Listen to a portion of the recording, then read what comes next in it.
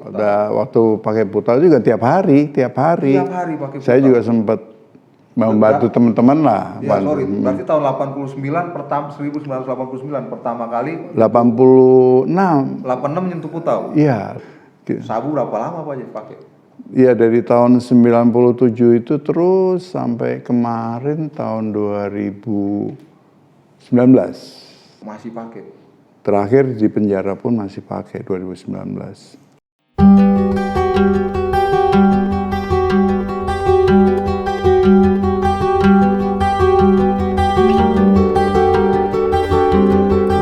Shalom, kita ada di Ngobrol di Mesbah Petra Podcast bersama saya Jerry Pais dengan narasumber yang keren banget, tinggi, besar, dengan penampilan yang luar biasa, Pak Jeff. Nanti disebutkan nama dan yang lain-lainnya oleh Pak Jeff sendiri ya. Jadi narasumber kita ini punya pengalaman yang unik dan menarik dan luar biasa ya, latar belakang yang kelam dan bermasalah. Tobel bermasalah, khususnya dalam penggunaan narkoba dan akhirnya berdampak sampai ke kegagalan rumah tangga dan lain-lain yang nanti akan diceritakan di podcastnya kita ini.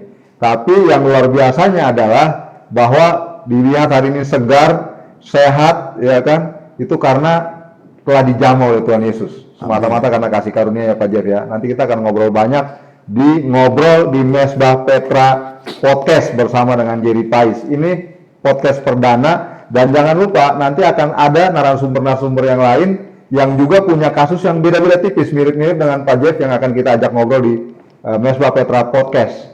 Pak Jeff, apa kabar? Luar biasa, luar biasa. Luar biasa Pak. Apa kegiatan Pak?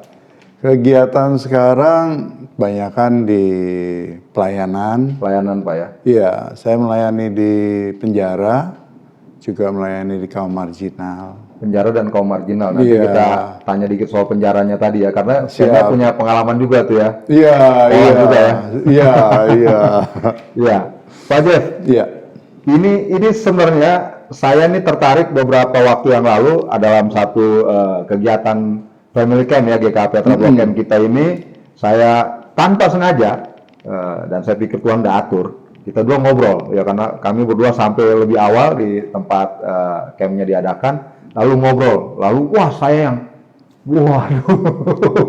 wow, dan yang lebih hebatnya adalah dijamah oleh Tuhan dan berubah gitu ya, hidupnya berubah ya, sekalipun meninggalkan banyak luka dan masalah, tapi Pak Jeff ini saya lihat orang yang terus berjalan maju dan siap untuk memenangkan banyak jiwa juga yang mengalami masalah yang sama. Tadi disinggung sama Pak Jeff ya, pelayanan penjara maupun kaum marginal. Ceritain Pak Jeff, berapa lama kena narkoba, dari kapan, dan ya sampai kapan? Iya, ini satu kehormatan ya bisa ada di sini untuk menyampaikan bagaimana Tuhan Yesus baik dalam kehidupan saya.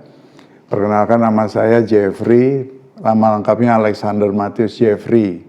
Alexander Matius Jeffrey. Famnya Wakari ya.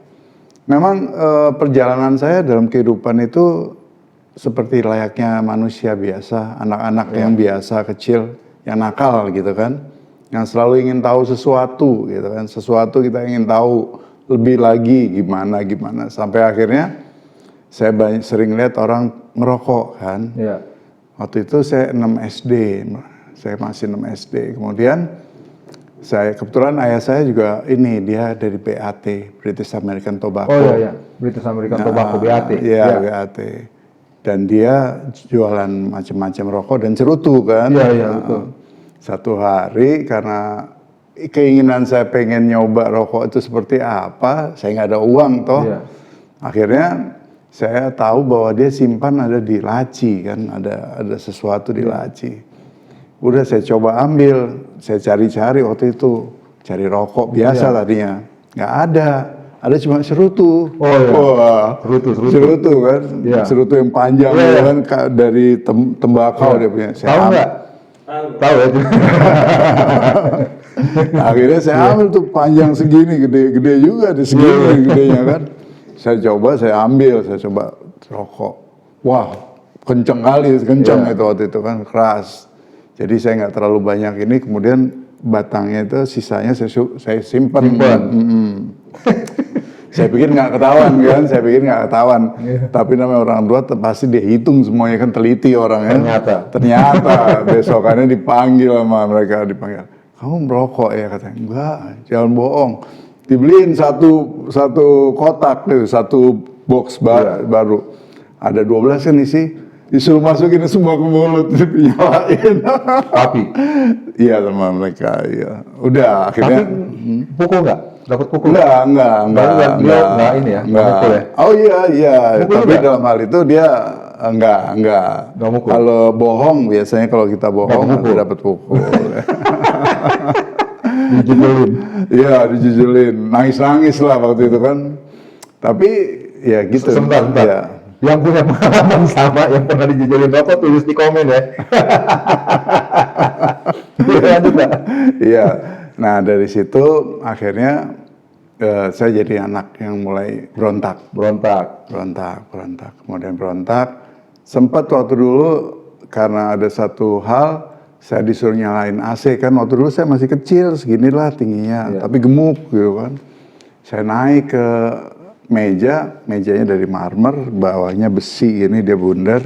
Saya naik ke atas, patah pula, patah. Dimarahin itu, dapat pukul. Waktu dapat pukul, kabur, pergi saya dari rumah. Nah mulai dari situlah saya mulai menjadi anak yang berontak di rumah berontak dari mulai 6 SD sampai SMP.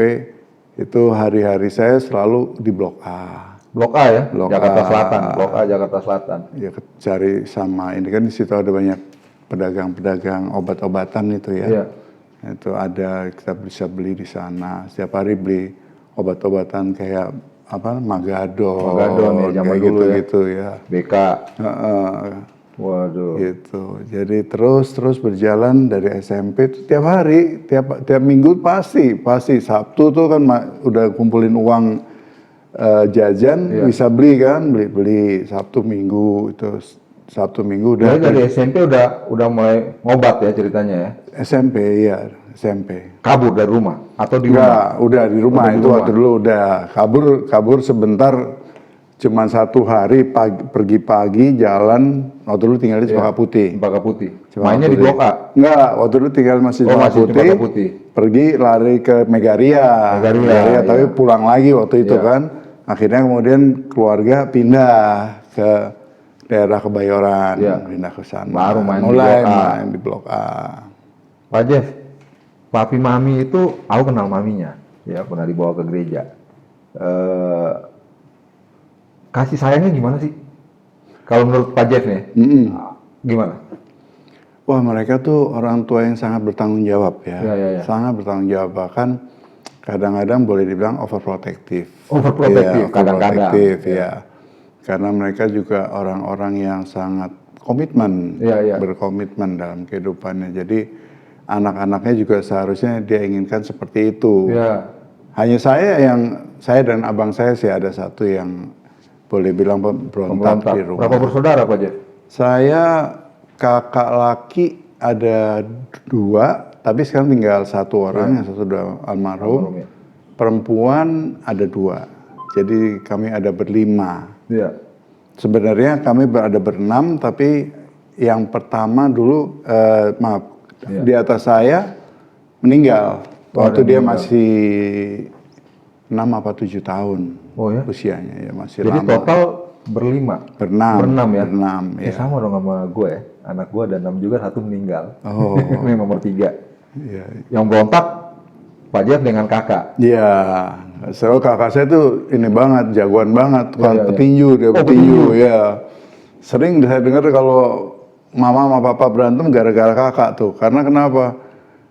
Nanti ada orang datang ke rumah, saya dipukulin sama ini, minta ganti, ganti. Emang crossbow ya, bandel memang. Kalau datang 1 orang nggak apa-apa, yang datang 3 orang, habis dipukulin 3 orang, turun dari bis dipukulin 3 orang sama dia. Bener. Oke, Pak Jeff. Jadi sebenarnya kalau bilang di rumah orang tua sih tetap asik ya, orang yang baik bertanggung jawab ya. Jadi membandel aja. Dari waktu dulu saya memang dari SD itu saya biasa gereja di daerah Senin, Daerah Senen ya, ya. daerah Senen.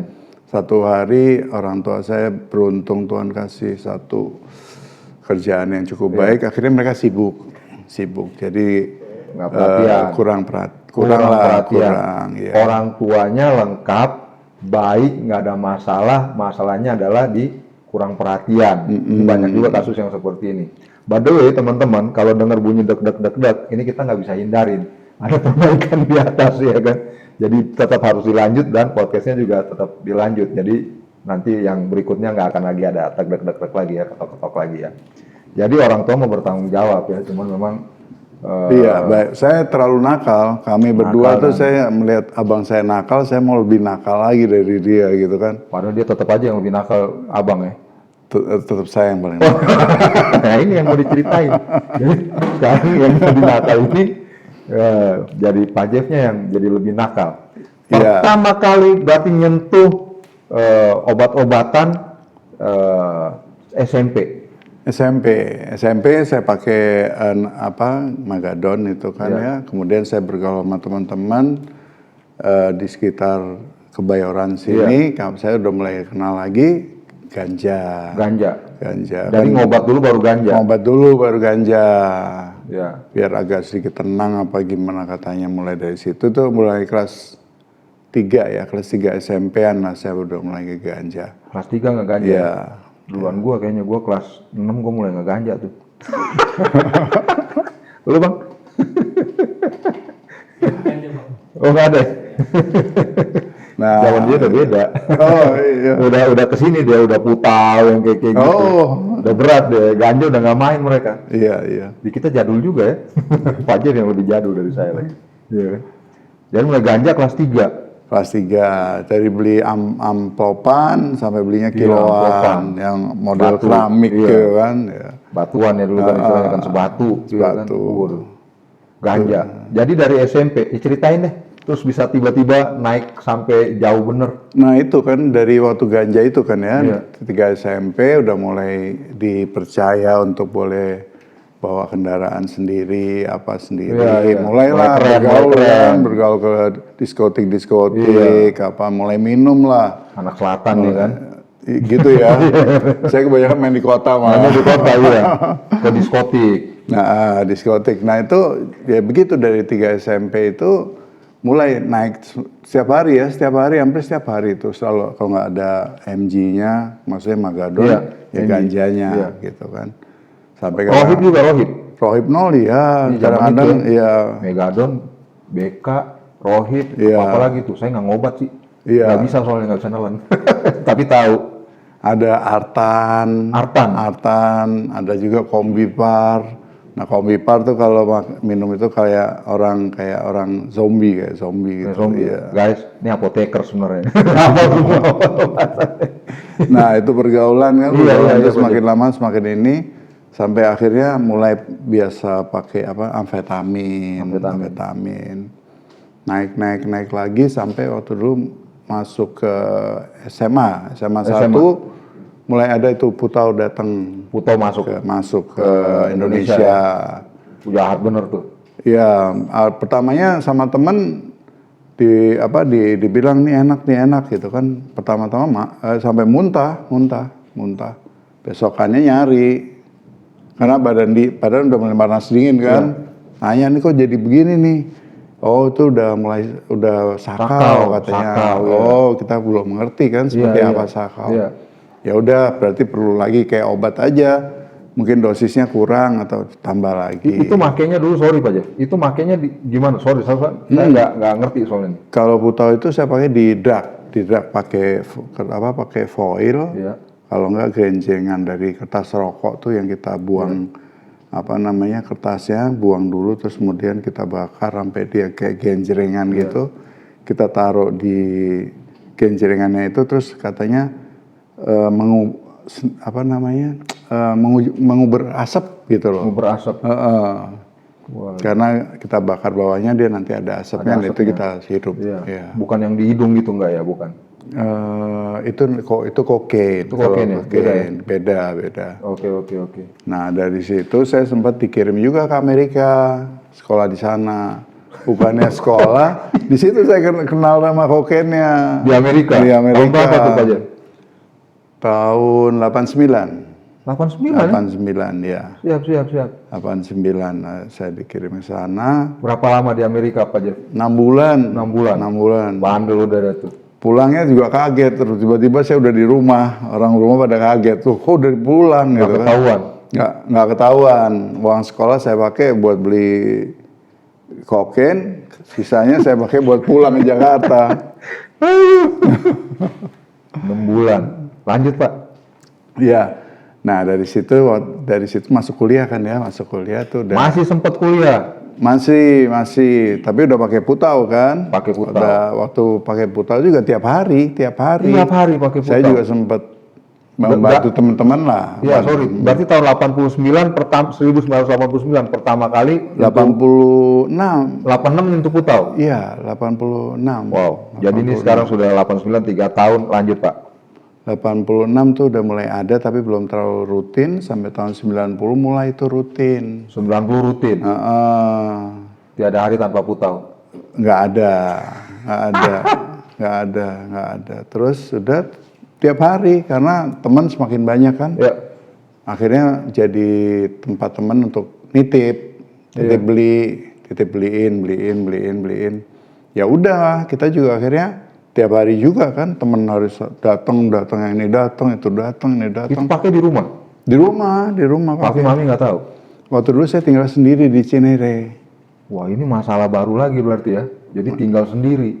Iya. Jadi nggak tinggal sama orang tua, tinggal sendiri. Tinggal Jadi sendiri. lebih leluasa. Iya. Jadi apa ya, kalau saya pikirkan sekarang ternyata saya menyalahgunakan tanggung jawab itu, kepercayaan itu saya salah gunakan.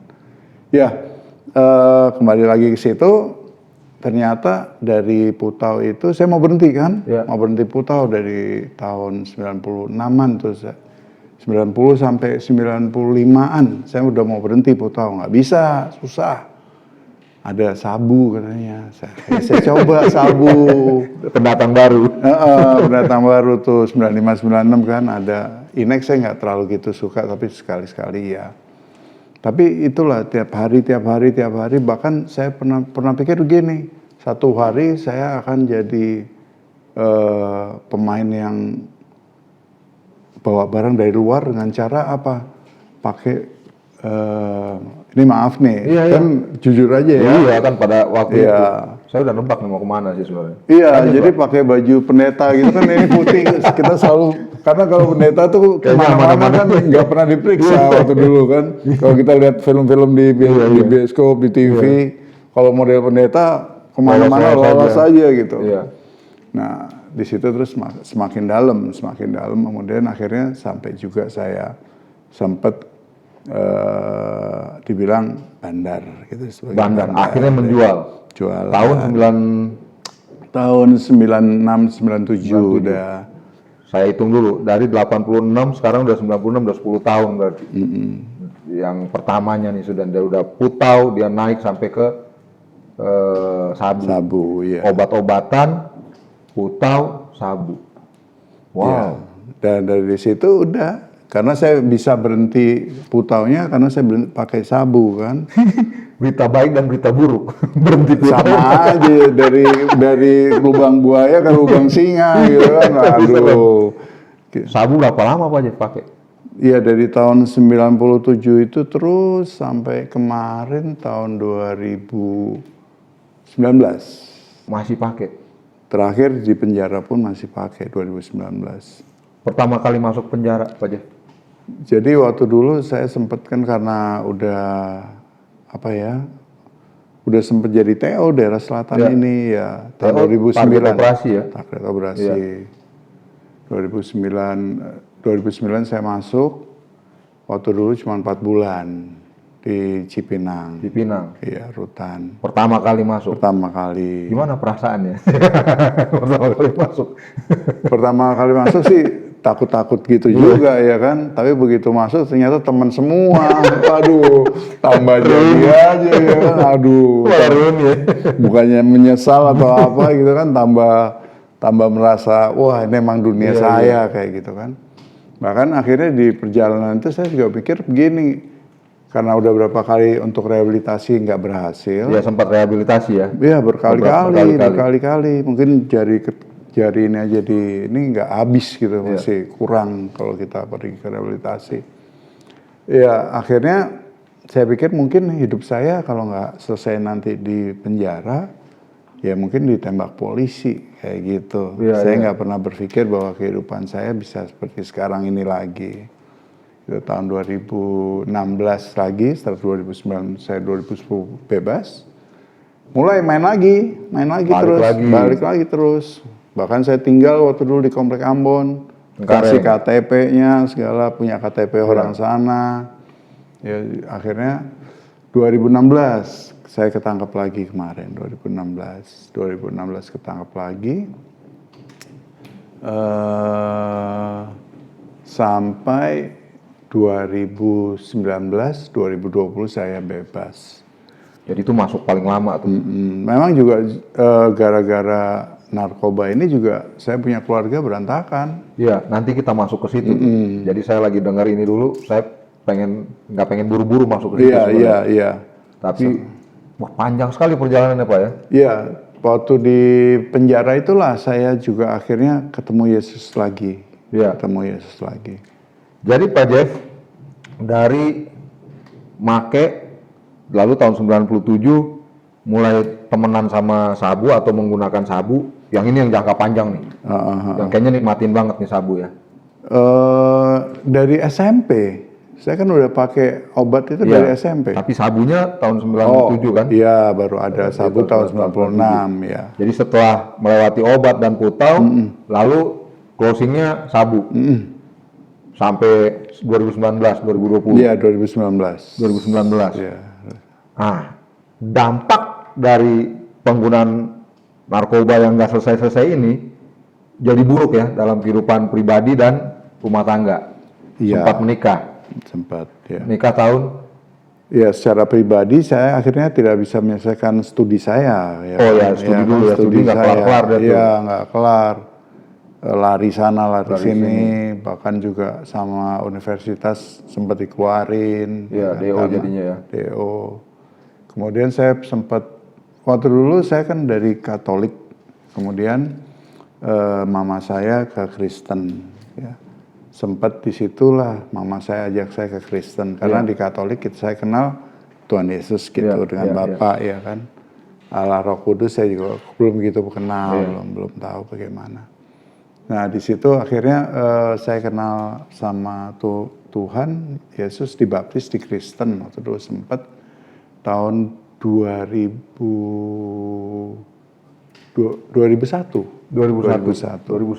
Karena sudah baptis. Iya, 2001 baptis. Tahun 1999-an lah. Ya. Saya mulai diajak ke gereja. Sama orang tua, sama mama saya. Ya. Karena ayah saya kan udah nggak ada. Sudah mendahului. Nah, dari situ 1999 saya kenal sama Tuhan Yesus di Kristen. 2001 saya dibaptis. Tahun 2002 saya menikah. Menikah tahun 2002? Ya. Masih pakai narkoba? Tidak. Enggak? Enggak. Jadi sempat nggak pakai?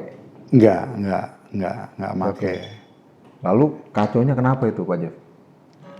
Iya, sebetulnya memang kebetulan kalau saya telaah kehidupan saya yang dulu, jadi waktu itu memang kehidupan saya meskipun saya sudah tidak pakai narkoba, tapi cara hidup saya masih duniawi sekali. Cara menyelesaikan masalah-masalah itu dengan cara duniawi, nggak terjadi perubahan dalam pikiran dan hati saya, gitu, nggak sepikir dengan Tuhan Yesus, gitu kan.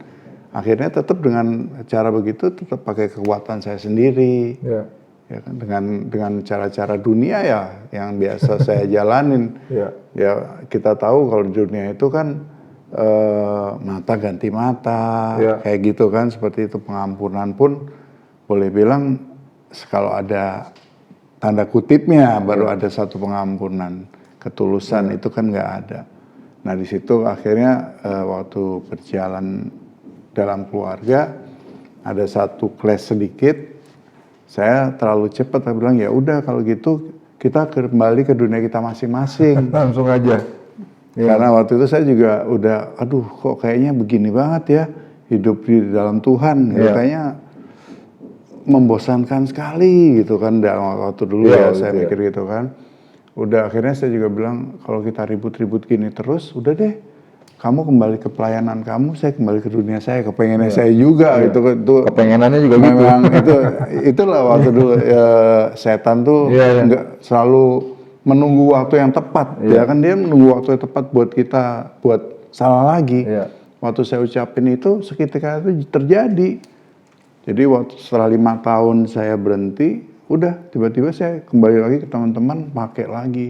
Dan memang membawa rasa frustrasi atau dampak dari masalah tadi yang belum selesai, kesempatan pintu baru lagi untuk pakai lagi. Itu, Kacau sudah tuh, sudah. Iya, 2007 kita pisah rumah.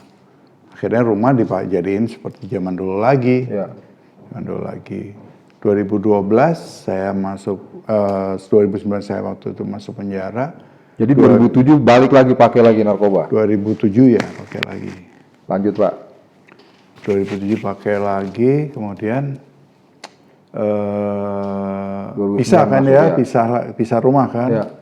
Pisah rumah, 2012 mulai saya urus ini masalah perceraian saya secara hukum. Secara hukum.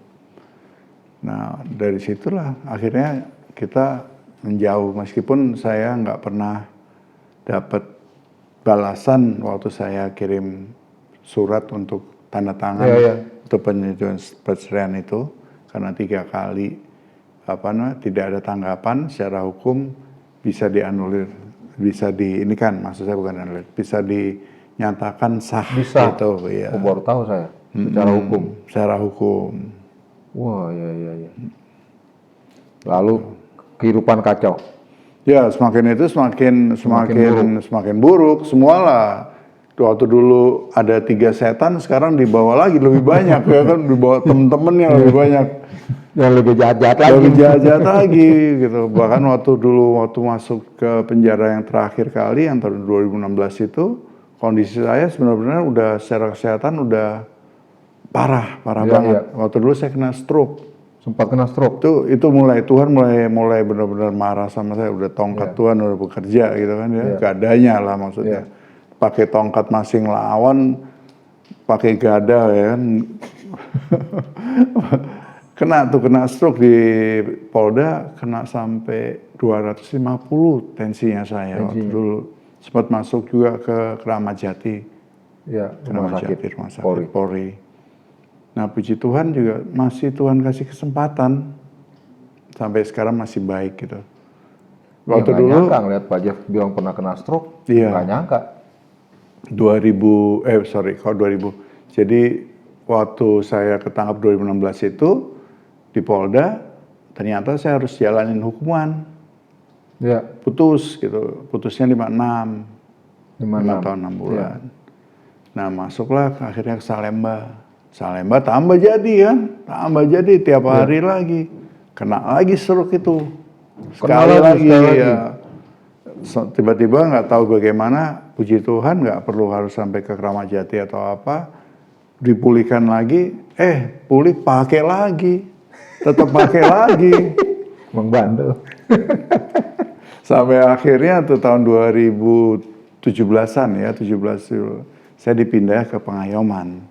Itu rumah sakit penjara ya, Pengayoman. Jadi teman-teman itu rumah sakit Pengayoman itu dia di Cipinang ya? Di Cipinang. Kak Inge yang biasa benar. Pak Gani juga gitu, Pak Romi. Disitulah saya bertemu dengan mereka juga kan. Nah, di Pengayoman bukan beres, malah jadi lagi juga, jadi lagi. Nah di situ mulai titik baliknya saya mengenal Roh Kudus dalam kehidupannya saya. Setelah 35 tahun kurang lebih ya. kurang lebih 35 tahun, lalu ada titik balik. Di penjara itu dilawat oleh Iya, Allah. iya. Ceritain kenikmatan dilawat oleh Allahnya tuh Pak Jeff. Jadi gini kan, memang waktu itu kan memang udah 35 tahun hampir ya gitu kan. Mungkin 30 tahun lah waktu itu. Udah tiap hari seperti itu, dan juga akhirnya waktu di pengayoman itu juga sampai dokter bilang kamu kena TBC, darah tinggi, kamu kena liver, kamu kena ada lagi ginjal, terus kamu pokoknya banyak lah ininya. Saya waktu dulu saya kurus gitu, sampai dokter bilang kalau kamu begini terus kamu mati loh katanya gitu. Iya. Ya, disitulah saya mulai berpikir mati. Selama ini saya nggak pernah takut mati. Iya. Nggak ada cerita kata mati itu membuat saya takut, nggak pernah. Waktu di situ dokter bilang seperti itu dengan kondisi saya waktu itu harus pakai kursi roda juga kemana-mana. Udah jalan, udah pincang, udah seperti apa. Mulai kepikiran mati, seperti apa ya mati gitu kan. Nah mulailah waktu itu ada pelayanan ya, datang ke sana setiap hari Senin selalu ada. Mulai seorang hamba Tuhan itu bilang sama saya, kamu nggak usah takut, tahu nggak kamu bahwa dari Ibrani 13 itu ayat 5b, 5b-nya. Ibrani 13 ayat 5b. Iya, Ibrani 13 ayat 5b bahwa aku sekali-kali tidak akan meninggalkan kamu, aku sekali-kali tidak akan membiarkan kamu. Wah, itu ayat yang Iya, kepikir dong. Selama ini saya pikir saya sendiri loh. Selama ini saya pikir saya harus hadapin semua masalah saya dari kecil sampai sekarang ini saya hadapin sendiri gitu kan. Ternyata ada Tuhan yang selalu menemani saya, nggak pernah meninggalkan kan. Bahkan membiarkan saya juga enggak. Jadi mulai saya pikir, oh kemurahan Tuhan juga ternyata saya masih bisa hidup waktu itu ya. Tapi tetap pakai lagi besokannya. Tapi masih ingat hamba Tuhan yang nyampein firman tersebut Pak siapa? Itu almarhum Pak Rudi Sirait. Pak Rudi Sirait, udah almarhum ya? Almarhum. Wah, Tuhan memberkati. Iya. Dia yang sering tiap malam WA-WAan sama saya. Wah, pelayanan luar biasa Pak Jeff ya? Di follow up terus. Iya. Tuhan jamah, Tuhan lawat. Nah, mulai dari situ mulai kan ada apa, bagaimana, ada satu keinginan kan, gimana mau berhenti tapi nggak bisa gitu kan. Terus saya dengar tiap hari, saya dengar firman-Nya. Saya juga tiap hari, tiap malam baca firman di kamar. Tiap hari, tiap malam Baca akses firman Tuhan, baca firman Tuhan. Meskipun setelah itu saya make lagi. Ya, masih jatuh bangun nih ceritanya. Jatuh bangun terus ya, jatuh bangun. Terus sampai ke satu titik di mana kondisi itu tiba-tiba saya merasa nanti kalau mati beneran mau kemana gitu kan. Nah di situ saya akhirnya titik balik saya tuh gini. Saya punya rosario waktu itu, rosario. Saya ketemu rosario itu juga di penjara dapat. Saya nggak bawa sih tadi, tapi nggak apa-apa. Nah dari situ saya ingat sesuatu, ingat Tuhan kan. Tuh ingat Tuhan. Terus saya mau berhenti, gimana dong Tuhan, gimana caranya? Jadi setiap waktu saya mau ketemu Tuhan, saya selalu doa Bapa Kami dulu. Sampai 50 kali, diulang-ulang 50, iya. Itu sampai nangis sama air mata gitu kan. Terus saya gitu. Sempet juga kok lama banget gitu dalam hati kan, kok lama banget dicepetin aja kayak gimana gitu kan. Tapi enggak. Terus saban malam ya, saya saban malam cari Tuhan dengan cara doa Bapa Kami. Doa Bapa, sungguh-sungguh gitu ya, nyari Tuhan sungguh-sungguh. Mungkin sebelum-belumnya saya nyari Tuhan ya karena ikut-ikutan aja gitu. Kalau sekarang saya nyari Tuhan sungguh-sungguh gitu. Sungguh-sungguh nyari Tuhan satu hari setelah berapa hari saya lakukan itu, mungkin berapa minggu bahkan. Akhirnya satu malam ada suara gitu, ada satu bisikan dalam diri saya. Kamu kan sudah percaya sama Tuhan Yesus, kamu tahu nggak Tuhan Yesus memberikan kamu apa? Apa tuh? Gitu kan. Saya pikir apa gitu secara ini benda. Kan ada saat dibilang bahwa dia memberikan kita, aku meninggalkan kepada kamu seorang penolong, iya kan? Iya. Oh iya, ada Roh Kudus, karena aku memberikan kamu Roh Kudus untuk menolong kamu. Ya. Oh iya, aku mikir gitu. Oh selama ini saya nggak pernah ya pakai kuasa itu ya. Saya pakai kuasanya kuasa rehabilitasi. Iya. Kalau nggak kuasa saya sendiri untuk bisa berhenti itu. Akhirnya saya minta tolong tuh sama Roh Kudus. Karena Tuhan bilang, udah kamu minta tolong aja sama Roh Kudus. Saya minta tolong. Saya minta tolong sama Roh Kudus. Saya bilang, saya minta tolong dong Roh Kudus, saya mau berhenti. Tapi tolong, saya nggak mau pakai sakau. Gitu. Saya berat kalau untuk ngadepin sakau itu, saya pasti lemah, saya pasti kalah. Gitu kan. Akhirnya saya minta itu, besokannya nih. Tiba-tiba besokannya tuh badan tuh biasa aja. Tinggal ada satu keinginan. Itu ketakutan semua pengguna yang pengen berhenti. Takutnya cuma sakau doang tuh ya Pak Jeff ya? Iya. Karena sakau tuh yang paling, berat. itu fase yang paling. Kita goyah banget waktu sakau itu nggak punya pendirian. Kita satu-satunya jalan cuma make. Cuman satu-satunya jalan. Mau dikasih duit berapa banyak depan kita, mau dikasih mobil bagus seperti apa juga tetap kalau belum make belum berhenti. Itu yang beratnya saya waktu dulu. Makanya sungguh-sungguh tadi minta dari Roh Kudus. Betul. Karena saya tahu nggak ada yang bisa. Susah banget soalnya. Nggak ada yang bisa. Nggak ada, dokter pun dengan kasih obat kayak apapun nggak bisa. Bahkan waktu dulu saya udah 2 tahun direhabilitasi, begitu keluar dari rehabilitasi, besokannya langsung pakai lagi. Udah 2 tahun clean. 2 tahun clean, sehari aja. Sehari dapat kesempatan Jadi lagi. Keren. Jadi memang waktu di dalam pun saya tiap hari bukannya memikirkan bagaimana punya hubungan sama Tuhan, tapi kapan saya bisa ketemu sama Sabu lagi. Gitu. Kerinduannya begitu besar. Ya, seperti itu. Nah, kembali lagi ke waktu Roh Kudus itu kan ya. Minta pertolongan Roh Kudus. Besokannya. Saya nggak mau sakau. Nggak mau. Besokannya nih. Besokannya ya memang saya lalui gitu pakai masih rokok lah gitu kan ya. Masih rokok. Tapi waktu ada keinginan untuk pakai itu, ada keinginan. Tapi kan nggak ada sakit di badan. Iya. Yang saya kagumnya itu kok nggak pakai rasa sakit gitu kan. Keren. Karena keren kan? Keren banget. Bukannya sadar, saya bilang, oh barangnya lagi jelek.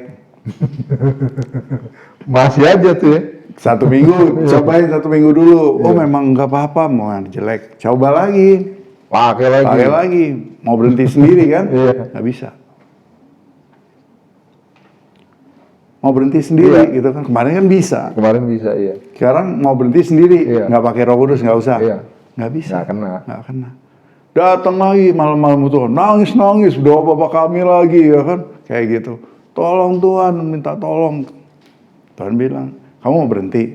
Ya udah berhenti aja. Cuman gitu kan. Kalau sama Tuhan kan gampang. Mau berhenti? Iya berhenti. Ya udah berhenti. Jangan berhenti terus jalan. Namanya belum berhenti kan. Besokannya berhenti lagi. Begitu lagi. Tanpa ada rasa sakit apa-apa. Tanpa rasa ada sakau yang seperti apa. Cuman keinginan aja. Kalau keinginan aja tanpa rasa sakau saya bisa atasin lah. Nah seperti itu. Kapan benar-benar berhenti itu belum selesai. Waktu itu masih ini lagi. Oh badan lagi sehat nih mungkin waktu kemarin. Barangnya lagi kurang bagus. Coba lagi. Nggak bisa lagi. Ya kan. Itu yang 2 kali. Akhirnya yang ketiga nih saya mau berhenti lagi. Nggak bisa juga. Minta tolong lagi sama Roh Kudus. Di situ saya coba lagi, besokannya bisa tanpa ada rasa kayak gitu lagi. Mulai saat itu saya udah bertobat. Minta ampun. Emang ada kuasanya. Kuasanya nyata. Percaya sungguh-sungguh. Nggak mau macam-macam lagi. Kalau dibilang nggak mau macam-macam lagi masih mau. Masih ada. Tapi kan kita dibilang kalau kita hidup dalam Roh, kita juga harus dipimpin oleh Roh. Berarti kalau ada masalah apa-apa kan dia ada. Ngomong aja langsung, aduh saya lagi pengen ini. Tolong Roh Kudus dibantu sama dia.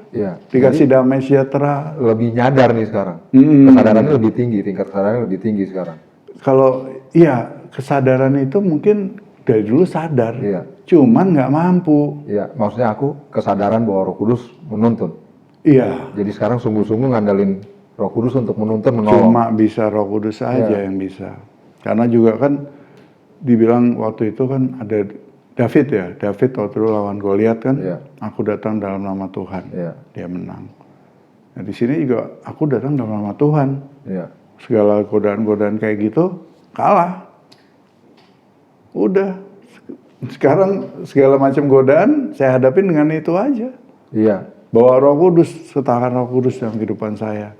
Males apa segala, pokoknya dia Roh Kudus kan udah ada dalam diri saya. Iya.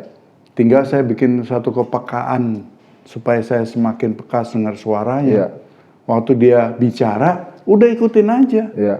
Kadang-kadang kita males atau apa, ikutin aja. Lama-lama kita akan jadi kuat. Gitu. Nah, Jadi aman lah sekarang ya. aman, Dalam tanda kutip aman. aman. Kalau perjuangan mah tiap hari. Perjuangan tiap hari. Tiap hari. Tapi Tiap hari. ya Roh Kudus sudah menolong nih sekarang. Jadi kita ngandalin Pak Jeff, ngandalin Roh Kudus untuk menolong setiap saat. Ya, kan dibilang kalau kita teguh kan ada satu pengharapan. Iya. Pengharapan dalam Tuhan kan nggak sia-sia. Iya. Yang penting kita teguh. Betul, amin. Kalau kita nggak teguh, kita tetap nyemplungin diri kita ke sana, ya Nggak selesai-selesai. nggak selesai. Dan Pak Jeff ini menyibukkan diri dalam pelayanan membantu teman-teman yang juga telah melewati masa-masa yang sama, yang hampir mirip. Ya teman-teman dari warga binaan juga, ya, yang saya lihat Pak Jeff ada membina juga ya, membina teman-teman tersebut ya. Ya itu juga kemurahannya Tuhan ya. Iya. Di tim Yakinlah, ya ada Pak Gani dan Pak Romi juga, dan di Full Gospel. Iya. Ya. Perkembangannya teman-teman Pak. Ya itu satu kemurahan juga dari Iya. Tuhan ya buat saya. Saya juga nggak punya skill apa-apa di situ, nggak ada pengetahuan juga mengenai teologi ya, apapun dalam kehidupan saya nggak ada. Cuman saya mengandalkan Roh Kudus saja Dan membagi hidup ke mereka. dan membagi hidup. Karena saya punya moto dalam kehidupan ini adalah panjiku adalah kasih gitu kan. Kasih jadi panji ya. Panjinya ya. Mantap, Dalam segala keren. hal kan. Ya. His banner over us is love. Iya. Ya kan kalau di dalam Kidung Agung ya, Kidung Agung 4 ayat kedua itu. Iya. Jadi akhirnya saya jalanin itu dengan kasih, benar-benar tanpa saya mau mencari muka, saya mau mencari balasan dari Tuhan enggak. Iya. Karena Tuhan udah begitu baik sama saya. Baik banget. Iya kan, udah mungkin kalau seharusnya saya udah nggak ada di sini. Dia masih kasih saya kesempatan lagi gitu. Jadi saya setiap kali ada masalah begitu, saya mandang salibnya lagi gitu. Saya pandang betapa besar kemurahan Tuhan buat saya itu. Nggak bisa saya balas dengan apa yang ada pada saya tuh, nggak bisa gitu. Iya. Akhirnya ya karena hidup saya harus jadi berkat, karena saya sudah diberkatin Tuhan, saya kan hidupnya harus jadi berkat juga. Iya. Dari situlah akhirnya saya nyatakan Roh Kudus terus ya, ngadepin teman-teman yang sama-sama notabene dari latar belakang penjara gitu juga, yang banyak tipsaninya, yang banyak modusnya, ya kan? Tipsani modus. Ya mereka kan gimana caranya supaya mereka aman aja di dalam kan, mereka mau cerita tentang bagaimana bohong sana bohong sini. Ya, tapi saya minta tolong sama Roh Kudus sih untuk saya bisa bijaksana, untuk saya bisa memilih yang bisa untuk saya kerjakan, apa lebih baik saya nggak usah kerjakan gitu kan. Nah itu saya mensertakan Roh Kudus saya dalam setiap kehidupan, dalam setiap pelayanan juga. Saya bukan seorang yang teologi, saya dikasih kepercayaan untuk menyampaikan kebenarannya Tuhan di dalam satu wadah. Itu juga kemurahannya Tuhan juga. Saya bisa bersaksi, dari bersaksi lama-lama mulai menyampaikan firman, itu kan kemurahan Tuhan juga semuanya. Ya, yang terlihat paling jelas adalah perubahan yang Roh Kudus kerjakan di Pak Jeff ya, sehingga itu juga berdampak buat teman-teman yang lain dan bermanfaat dalam pelayanan, nopang pelayanan juga, pelayanan teman-teman yang selalu ke penjara dan kaum marginal tadi ya. Iya kan, semuanya kan sekalipun saya berusaha sekuat tenaga saya kan Roh Kudus yang bekerja. Iya. Amin. Jadi ada yang berhasil, ada yang belum waktunya. Iya. Yang penting saya lakukan aja yang baik. Saya kerjakan aja terus yang Iya. baik. Amin. Ya, mau dia tiba-tiba khianatin saya, mau jahatin saya, udah nggak apa-apa. Saya jalanin aja Jalanin terus yang aja. baik. Karena panjinya adalah kasih, Kasih, tadi. ya. Ya, kasih menjadi panji untuk menopang Pelayanan. kehidupan dan pelayanan Pak Iya, Jeff sendiri iya. ya. Waduh, mengampuni diri sendiri, mengampuni orang lain, mengasihi diri sendiri. Mengampuni mengasihi itu orang. yang sulit itu mengampuni, paling sulit kan. Kalau kita belum mau menerima pengampunannya Tuhan, kita nggak akan bisa, Iya, nggak Kita akan mau- bisa mengasihi. nggak bisa mengampuni Nggak bisa kita. mengampuni, nggak bisa Waktu Tuhan kasih anugerahnya kita nggak mau terima, Iya. kita cuma percaya Tuhan secara percaya aja tanpa mengerti menerima pengampunannya, kita nggak akan bisa mengampuni orang. Ya. 35 tahun guys. Tuhan lawat, Tuhan jamah, Tuhan ubahkan, siapa yang mau nyangka? Betul. Ya kan, yang penting sekarang kita jaga aja. Kayak Paulus bilang, kerjakanlah keselamatanmu dengan takut dan gentar. Iya. Ya kan Pak Jeff. Terakhir Pak Jeff, ini udah panjang banget dan keren banget. Terakhir pesan, harus memberikan pesan nih buat generasi yang sekarang yang mungkin ngalamin pengalaman yang sama dengan Pak Jeff. Silakan Pak Jeff. Baik. Iya teman-teman, jadi dari pengalaman hidupnya saya yang saya rangkum ya, bahwa dalam kehidupan ini kita harus sungguh-sungguh dalam Tuhan. Karena Tuhan pasti akan bekerja dalam setiap keadaan kita. Waktu kita sungguh-sungguh cari Tuhan, Dia akan datang kepada kita. Dia akan menyatakan dirinya dalam kehidupannya kita. Tapi kalau kita nggak sungguh-sungguh, ya nggak mungkin itu bisa terjadi. Gitu sih. Yang penting tahu bahwa Dia selalu ada beserta kita, nggak pernah meninggalkan kita. Setelah itu kita harus cari kerajaannya. Kerajaannya terus kita cari, kita hidupin dalam setiap kehidupan kita. Saya rasa itu dua yang penting. Itu dua aja ya. Ya. Waduh, keren banget. Pak Jeff, makasih banyak untuk waktunya, terima kasih banyak untuk kesempatannya. Dan mungkin lain kali bisa datang lagi nih kita ya. Untuk Siap. ngobrol di Mesbah Petra Podcast bersama saya Jerry Pais. Buat teman-teman, semoga obrolan kita hari ini, saat ini, akan menjadi berkat dan membawa teman-teman dalam perubahan hidup. Buat yang masih mengalami jatuh bangun, ini contoh nih, bisa kok pertolongan Roh Kudus. Andalin pertolongan Roh Kudus. Tuhan Yesus memberkati.